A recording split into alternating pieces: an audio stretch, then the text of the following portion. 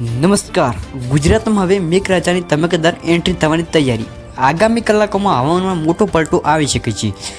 ઉત્તર ગુજરાતથી લઈને સૌરાષ્ટ્ર અને કચ્છ સુધી અનેક જિલ્લામાં વાદળોનું જોર વધતું જોવા મળી શકે છે. શું બનાસકાંઠા, પાટણ, મહેસાણા, અમદાવાદ, રાજકોટ અને કચ્છમાં વરસાદની શરૂઆત થશે? સૌથી વધુ અસર ક્યાં થઈ શકે અને કયા જિલ્લામાં ખાસ સાવધાન રહેવું પડશે? તમામ માહિતી માટે વિડીયો અંત સુધી જરૂર જોતા રહેજો. નમસ્કાર મિત્રો, તમે જોઈ રહ્યા છો બ્રેકિંગ ન્યૂઝ યુટ્યુબ ચેનલ. મિત્રો, છેલ્લા કેટલાક દિવસોથી સમગ્ર ગુજરાતમાં ગરમીનો પ્રકોપ સતત વધી રહ્યો છે. ઘણા શહેરમાં તાપમાન 40 ડિગ્રીની આસપાસ અને કેટલાક વિસ્તારમાં તેનાથી પણ ઉપર નોંધાઈ રહ્યો છે. પરંતુ હવે વાતાવરણમાં એક નવો બદલાવ જોવા મળી રહ્યો છે. આકાશમાં વાદળોની અવરજવર વધી રહી છે અને કેટલાક વિસ્તારમાં પવનની ગતિ પણ વધી રહી છે. આ સ્થિતિ આગામી દિવસોમાં વરસાદી માહોલ સર્જી શકે છે.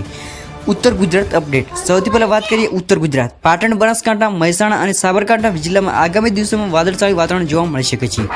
કેટલાક વિસ્તારમાં ગાજવીજ સાથે છૂટાછવાયા ઝાપટા પણ પડી શકે છે. મિત્રો, જો તમે પાટણ કે બનાસકાંઠામાંથી વિડીયો જોઈ રહ્યા હોય તો કોમેન્ટમાં તમારું ગામ જરૂર જણાવજો. મધ્ય ગુજરાત અપડેટ. અમદાવાદ, ગાંધીનગર, ખેડા, આણંદ અને અરવલ્લી જિલ્લામાં પણ હવામાનમાં મોટો ફેરફાર જોવા મળી શકે છે. બપોર બાદ પવનની ગતિ વધી શકે છે. સાંજના સમયે વાદળનું પ્રમાણ વધે તેવી શક્યતા છે. કેટલાક વિસ્તારમાં ધૂળની ડમેરીઓ પણ જોવા મળી શકે છે. મિત્રો, એક સવાલ: શું તમારા વિસ્તારમાં હજુ પણ ભારે ગરમી છે કે વાદળછાયું વાતાવરણ શરૂ થઈ ગયું છે? કોમેન્ટમાં જરૂર જણાવજો. સૌરાષ્ટ્ર અપડેટ. હવે વાત કરીએ સૌરાષ્ટ્રની. રાજકોટ, જામનગર, મોરબી, જૂનાગઢ, અમરેલી, ભાવનગર અને દેવભૂમિ દ્વારકા જિલ્લામાં દરિયાનું ભેજનું પ્રમાણ વધતું જોવા મળી શકે છે. આ કારણે કેટલાક વિસ્તારમાં અચાનક વરસાદી ઝાપટા પણ પડી શકે છે. ખાસ કરીને દરિયાકાંઠાના વિસ્તારમાં પવનની ગતિ વધુ રહેવાની શક્યતા છે. કચ્છ માટે મોટી વાત. મિત્રો, કચ્છ વિસ્તારમાં પણ હવામાન ધીમે ધીમે બદલાઈ રહ્યું છે. ગાંધીધૂમ, ભુજ, માંડવી અને અંજાર તરફ વાદળોની અવરજવર વધી શકે છે. કેટલાક વિસ્તારોમાં વીજળીના ચમકારા સાથે વરસાદી માહોલ સર્જાઈ શકે છે. ખેડૂતો માટે ખાસ સમાચાર. મિત્રો, ખેડૂતો માટે આ સમય ખૂબ મહત્વનો છે.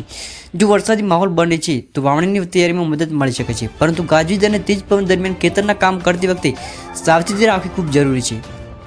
જો તમે ખેડૂત છો તો કોમેન્ટમાં જય જવાન જય કિસાન જરૂર લખજો અને જણાવજો કે તમારા વિસ્તારમાં વરસાદની શરૂઆત કેવી છે. આગામી 48 કલાક.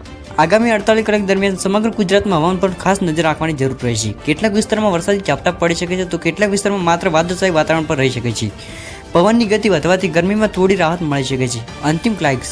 તો મિત્રો, સૌથી વધુ નજર રાખવાની જરૂર છે બનાસકાંઠા, પાટણ, મહેસાણા, સાબરકાંઠા, અમદાવાદ, ગાંધીનગર, રાજકોટ, જામનગર, મોરબી, જૂનાગઢ, ભાવનગર અને કચ્છ.